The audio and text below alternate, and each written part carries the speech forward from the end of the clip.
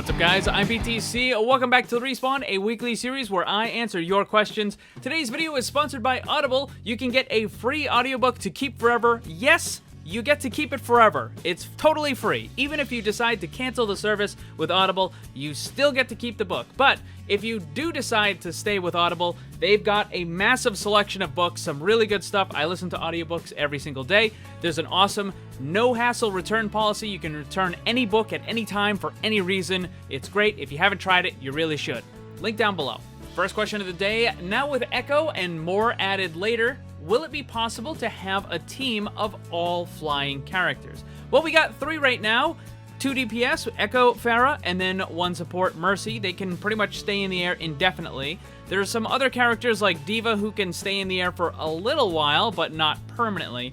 If we're looking at a team that stays up in the air all the time, I don't think that's ever going to happen.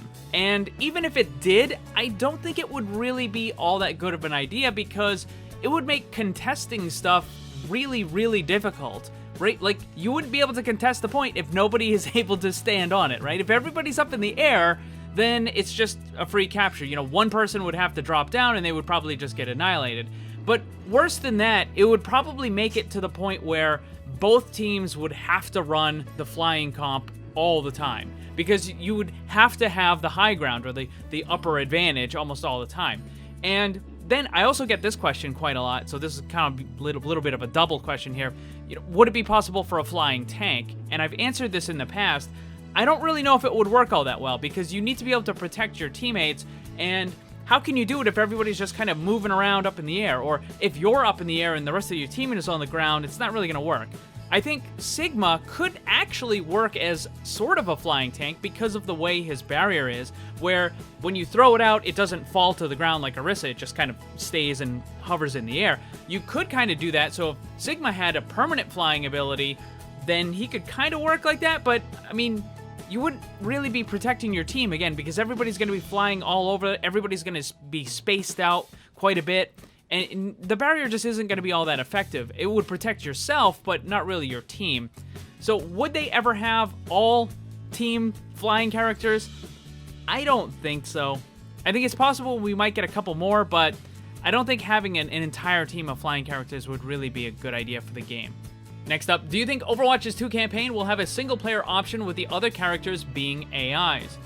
I vaguely remember hearing about this, and I went and checked into a couple of different articles that were released around BlizzCon last year where they were talking about the game, and they did say that there's supposed to be single-player and co-op campaign. So I don't know if Blizzard is going to change their mind on this, or maybe if it was just incorrect information in the articles, but it does seem like playing single-player with AI is a possibility. And speaking of Overwatch 2, could they give Scatter Arrow back for Hanzo in the PvE? I think this is definitely a possibility. I think it's more than likely to happen. If you looked at some of the other talents and abilities that the other characters have been getting, they can do some pretty crazy stuff that just wouldn't work in the normal game. Torbjorn has a whole bunch different kinds of turrets, like they do different things. I think one of them has like flames on it and stuff. And then Genji can throw out, rather than just using his sword, he throws these giant kind of circle blade thingies across the map. So they can add lots of stuff, and I'm pretty certain they're going to bring back some of the old abilities that have since been removed. So Scatter Arrow, I would think almost certainly is going to come back, and they're probably going to add different variations of it as well. Next up, with the lack of content and no more heroes for the rest of the year, will the game lose its player base even more?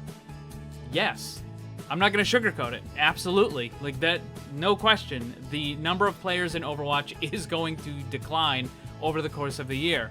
Now, I believe Blizzard had been hoping that the Overwatch League would make a lot of people more interested in the game and get people excited, but I mean, I think they're overvaluing the Overwatch League to begin with, but with all of the stuff going on right now, with everybody, you know, having to stay home and all that, it just kind of ruins the whole idea, because this year they were supposed to have these homestead things where you would go to the stadium in the city where the team is from.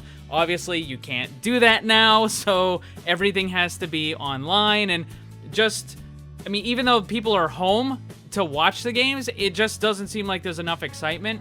And the new character was kind of hit and miss, where a bunch of people are excited for it, but a lot of people are also disappointed that we didn't get another support.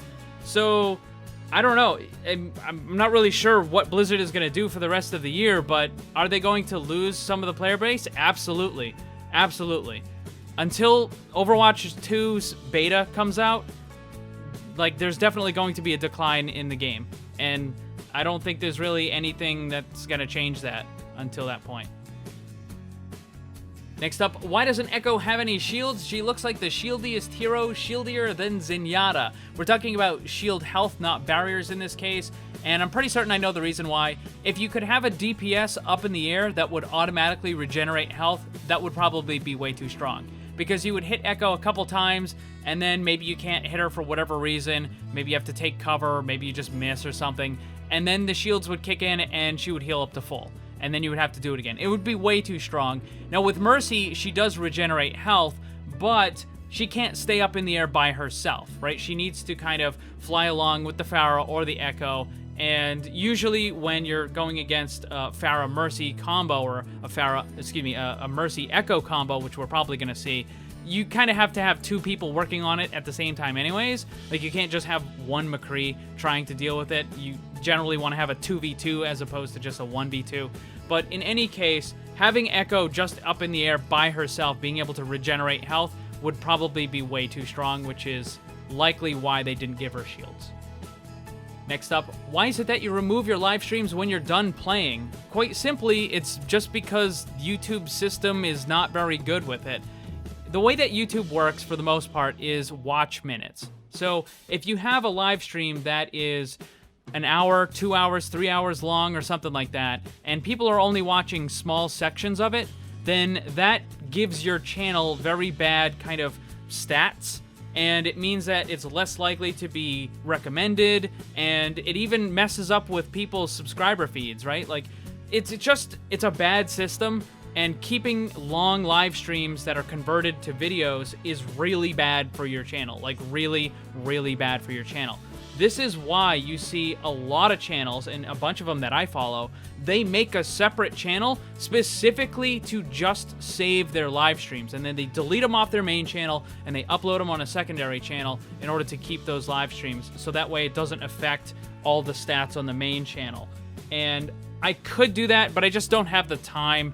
It's not really worth it for me. I don't live stream all that much right now. I do need to start streaming more often, but I just have so much stuff going on. I already have a second channel where I'm trying to make content for. I don't want to have another one where I just keep track of live streams and that sort of stuff. So, short answer is, YouTube just doesn't work all that well, and you have to take them off or it hurts your channel, basically.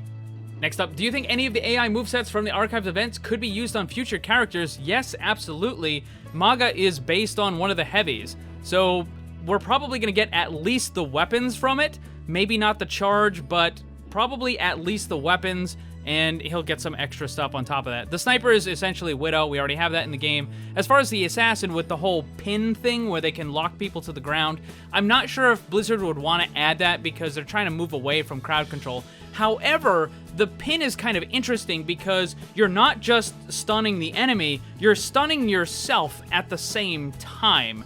So maybe because of that trade-off, where both of you are stunned, that might actually work? I don't know. I did have something similar to that as one of the kind of abilities with one of the hero concepts that I helped out with a while back. It was the Raptor, where it didn't work exactly the same way, but you could kind of leap onto them and you would incapacitate, like you would stun them, but at the same time you couldn't do anything. So it made you vulnerable as well, and that was the trade-off. It could work, I don't know, but at a minimum, one of the heavies is gonna be added as Maga. Next up, could a tank give critical immunity, no extra damage, to their teammates? Yes. This would absolutely work on a character. Hint, hint, wink, wink, nudge, nudge.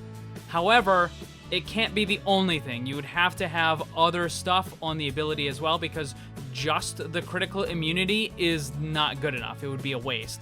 Like, it would be so underpowered to have it as just the sole function of an ability. So you would have to add other things to it, but you absolutely could have a tank with a critical immunity ability. All right, next question. How are you doing during this outbreak? I'm doing okay. I mean, I work from home. I don't really have to go out that much to begin with, so it's not really all that big of a deal. I'm just working as much as I possibly can on everything that I can.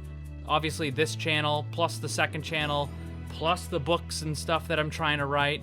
So I've got tons and tons of stuff to work on, and I'm just trying to do that. But it's not really affecting me a whole lot right now because, again, like I said, I just kind of stay home, and just that's about it. That's going to be all the questions for this week. Thank you to everyone who submitted one. Remember, I post the question card on the community tab of my YouTube channel. The new card has already been posted, so you can go and leave a question for next week's Respawn. Also, don't forget, grab your free audiobook from the link down below. Again, even if you don't want to stick with Audible, you still get to keep the audiobook forever for free. Thanks for watching, and if you'd like to see more, make sure you subscribe and hit that bell to get notified. You can get some cool gear, join my Discord server, or follow me on social media with the links down in the description below. Special thanks to my Patreon supporters, and remember, always blame the controller because it's never your fault.